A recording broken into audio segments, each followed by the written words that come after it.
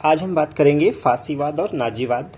और जी हम ऐसा भी कह सकते हैं कि जो फासीवाद और नाजीवाद है वो फर्स्ट वर्ल्ड वार और सेकेंड वर्ल्ड वार के बीच में जो एक बीच का जो ड्यूरेशन है उसके बीच में इंपॉर्टेंट होने वाली घटना है, यानी इंटर वार पीरियड है। ठीक है, तो पहले बात करेंगे हम लोग फासीवाद यानी कि फासिज्म की, एंड उसके बाद हम लोग बात करेंगे नाजीवाद यानी कि नासिज्म की।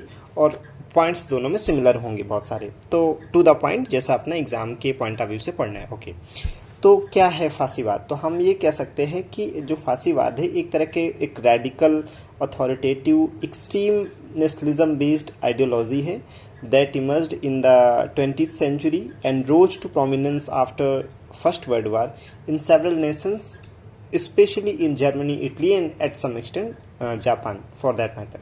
यानी हम लोग इंट्रोडक्शन में लिख सकते हैं कि fascism is a radical authoritative extreme nationalist ideology that took place in 20th century after the end of First World War, especially in the nations like Germany, Italy and at some extent Japan। ये हो गया introduction. इसमें हम लोग छोटा सा एक micro diagram भी बना सकते हैं, या मतलब जो भी उसे कहें हम फ्लो चार्ट एक बना सकते हैं कि उसके क्या फीचर्स हैं, यानी कौन से ऐसे एलिमेंट्स हैं जो होने पे आप बोलेंगे ये तो फासीवाद है। जैसे आजकल होता है ना कि जो अपोजिशन वाले होते हैं वो गवर्नमेंट के किसी भी कदम को वो लोग फासीवाद बोलते हैं। तो व्हाट कॉन्स्टिट्यूट फासिज्म, एक्चुअली क्या चीज़ होती, क्या इंग्रेडिएंट होते हैं? तो उसमें एक चीज़ होगा सप्रेशन ऑफ डिसेंट, यानी असहमति की आवाज़ की कोई गुंजाइश नहीं, आपको मानना ही पड़ेगा जो बोला जा रहा है। स्टेट कंट्रोल्ड इकोनॉमी, यानी कि जो इकोनॉमी होगी वो कैपिटलिज्म भी हो सकता है, उसमें सोशलिज्म भी हो सकता है, लेकिन जो एकदम टॉप पे बैठा होगा वो गवर्नमेंट, यानी गवर्नमेंट डिक्टेट कर रही होगी इकोनॉमी को, क्या बनना है, कैसे बनना है, कितना बनना है, किसको बेचना है, किससे खरीदना है, यानी स्टेट कंट्रोल इकोनॉमी होगी। इसमें एक फीचर और होगा, एंटी डेमोक्रेटिक अप्रोच होगी, क्योंकि जहाँ डेमोक्रेसी होती है वहाँ पे जो पावर आता है वो आ जाता है किसके पास में, जो समाज का सबसे अंतिम पायदान पे खड़ा व्यक्ति है। डेमोक्रेसी उसको भी उतना ही पावर देता है जो कि एक बड़े से बड़े लीडर को। तो जहाँ भी अथॉरिटेटिव स्टेट्स होंगे वहाँ डेमोक्रेसी नहीं रह सकती है, क्योंकि दोनों का जो आइडियोलॉजिकल बेस है वो जस्ट अपोजिट है। जो डेमोक्रेसी होती है वो इक्वालिटी पे यकीन करती है, जबकि जो अथॉरिटेटिव स्टेट्स होते हैं वो एक हायरार्की पे यकीन करते हैं, यानी कि हम कमांड देंगे बाकी लोगों को मानना है, यानी एंटी डेमोक्रेटिक स्टैंड होगा। इंटेंस नेशनलिज्म या एक्सट्रीम नेशनलिज्म होगा that may be led to the imperialism. एक और चीज़ होगा अथॉरिटेटिव लीडरशिप होगी, बट वो डिसाइसिव भी होगी। हमें एक चीज़ ध्यान रखना है कि जो अथॉरिटेटिव लीडरशिप होता है वो डिसाइसिव बहुत होते हैं, मतलब उनके जो फॉलोअर्स होते हैं उनके एक बार में कहने पे वो जान दे सकते हैं और जान ले सकते हैं। लेकिन जो डेमोक्रेटिक सेटअप की लीडरशिप होगी, जो जिसे हम लोग बोलते हैं लीगल नेशनल लीडरशिप, उसमें ये फॉलोअर्स में इस लेवल का कमिटमेंट नहीं होता है।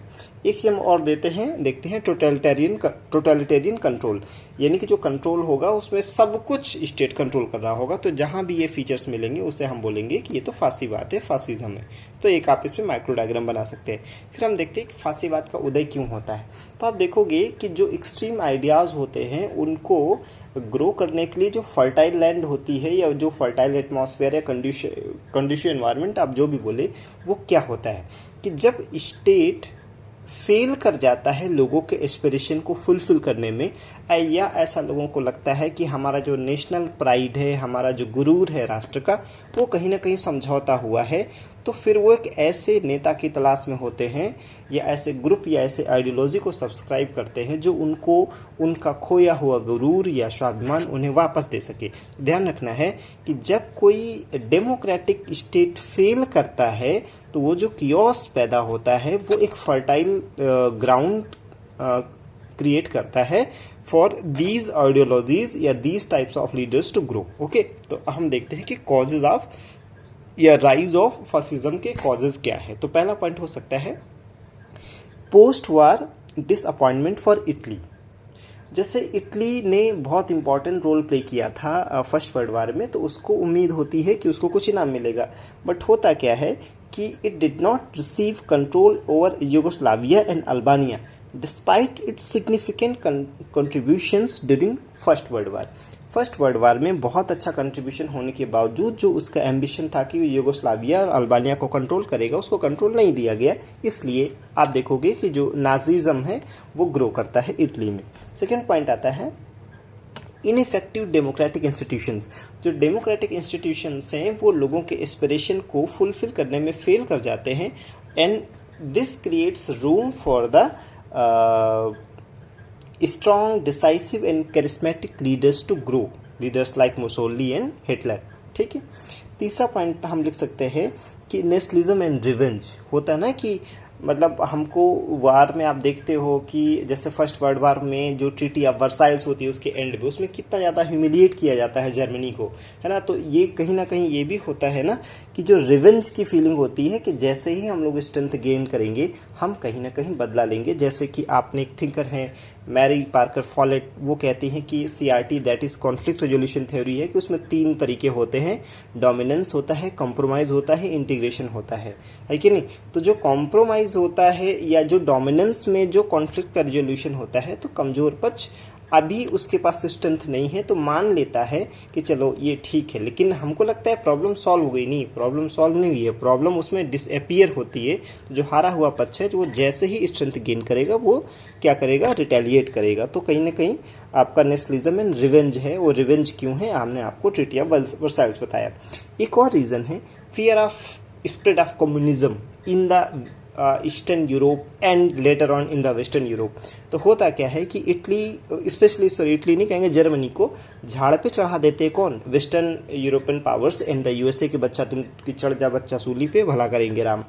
मतलब जो कम्युनिज्म या सोशलिज्म की आइडियोलॉजी है उसको कंटेन करने के लिए वो एक तरह से एक टूल किट के रूप में यूज करते हैं जर्मनी का, कि हम इन दोनों को भिड़ा देते हैं तो जर्मनी और अगर रशिया लड़ते हैं, USSR लड़ते हैं, तो कहीं ना कहीं जो कम्युनिस्ट आइडियोलॉजी है वो ब्रेक हो जाएगी और जर्मनी भी एक पावर के रूप में नहीं रह जाएगा। लेकिन बाद में जाके दोनों रियलाइज़ करते हैं यार कि हम दोनों को भिड़ा के थे तो मज़े करने वाले हैं ये लोग। तो फियर ऑफ कम्युनिज्म है, तो फियर ऑफ कम्युनिज्म की वजह से भी क्या होता है कि हमको एक बहुत डिसाइसिव लीडर्स चाहिए, बहुत एग्रेसिव लीडरशिप चाहिए जो कम्युनिज्म से लड़ सके। और इसी सेंटिमेंट्स को एक्सप्लॉइट करते हैं जर्मनी में हिटलर और इटली में मुसोलिनी। तो जहाँ पे फासिज्म मतलब जर्मनी में नाजिज्म आता है और इटली में फासिज्म आता है। फिर आप देखते हैं वॉर इंड्यूस्ड इकोनॉमिक क्राइसिस, कि जब कभी वार होता है ना तो वहाँ पे इकोनॉमिक डिवेस्टेशन होता है और उससे जो पूरा इकोनॉमिक प्रोग्रेस होती है वो डिस्टर्ब हो जाती है। इसी कारण हम देखते हैं कि 1930s का जो क्या आता है ग्रेट डिप्रेशन आता है, तो वार इंड्यूस्ड इकोनॉमिक क्राइसिस भी कहीं ना कहीं एक फर्टाइल ग्राउंड क्रिएट करता है। क्योंकि जब हताशा का माहौल होता है तो लोग एक ऐसे लीडर को ढूंढते हैं, वो उसमें अपनी आशाएं ढूंढते हैं। तो जो 1930s ऑनवर्ड्स जो समय होता है, चूँकि ग्रेट डिप्रेशन है तो एक क्रियोस होता है, ऐसे में ही इस तरह के लीडर्स या आइडियोलॉजी को ग्रो होने के आइडियल कंडीशन होती है। फिर आप देखते हैं propaganda and manipulation.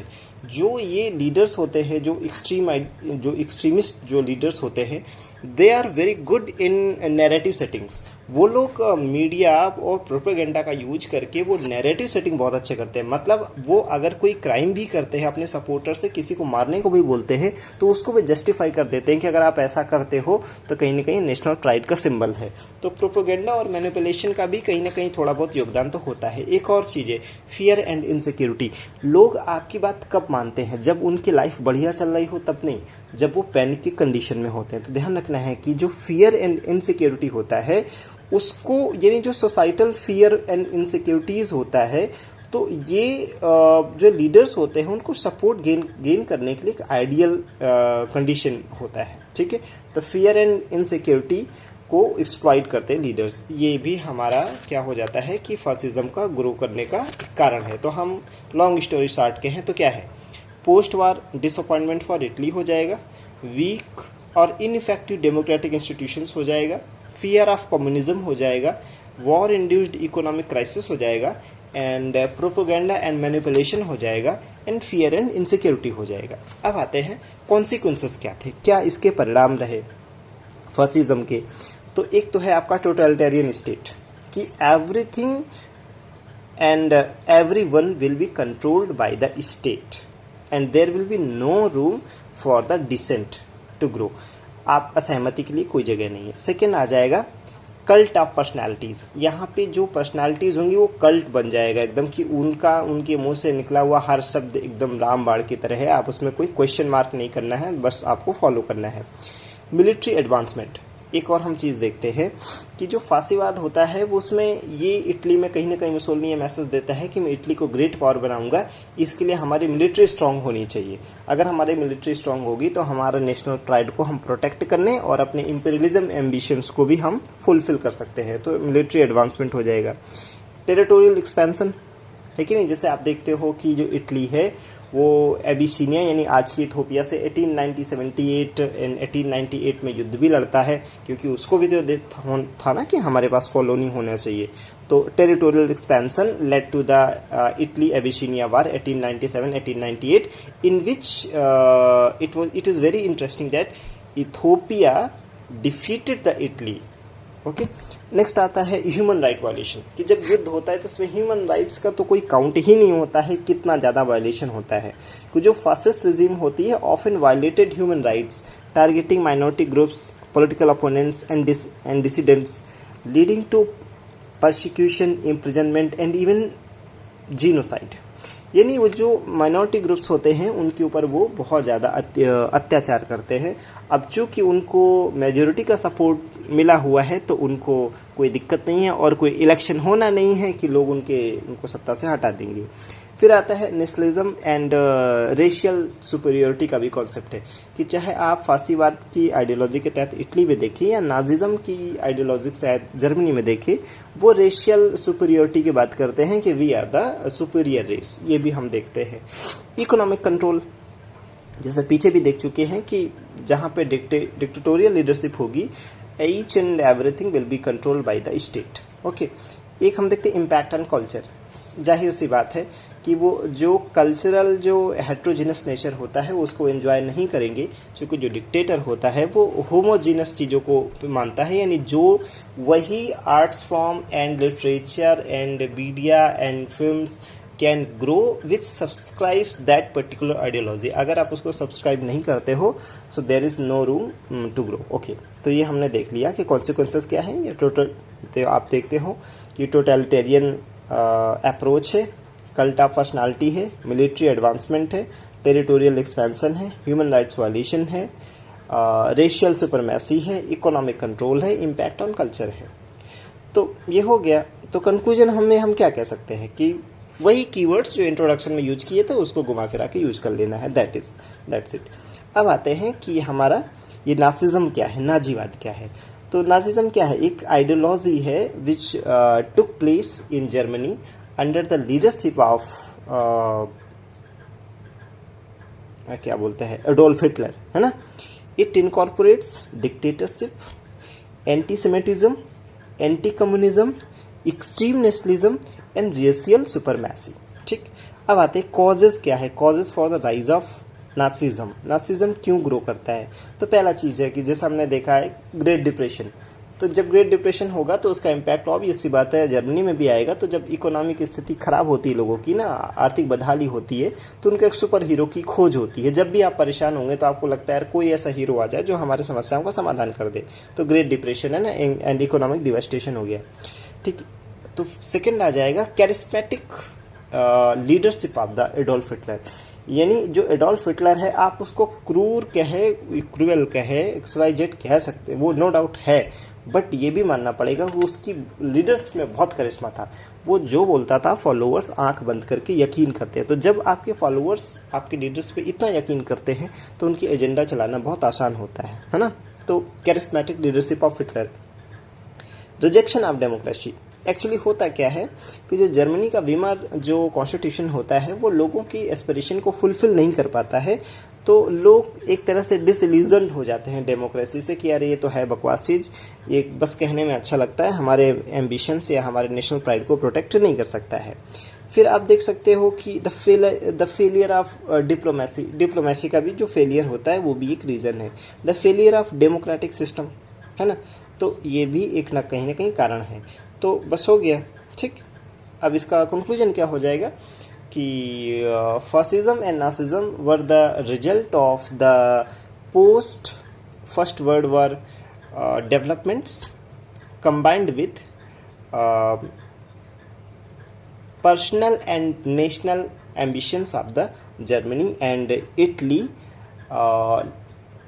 led by Adolf Hitler and Mussolini respectively. तो इस तरीके से हमने फाशीवाद क्या होता है, नाजीवाद क्या है, ये हमने देख लिया। हम नेक्स्ट वीडियो में देखेंगे कि फाशीवाद और नाजीवाद जो है उसमें समानताएं क्या हैं और क्या अंतर है। ऐसे भी क्वेश्चन बनता है मेंस में कि आप इनमें समानताएं और असमानताएं दोनों को रेखांकित करें। अलग अलग क्वेश्चन भी बन सकता है, एक साथ भी हो सकता है। आई होप आपको ये चीज़ क्लियर हुई होगी। बस टू द पॉइंट था। Thank you.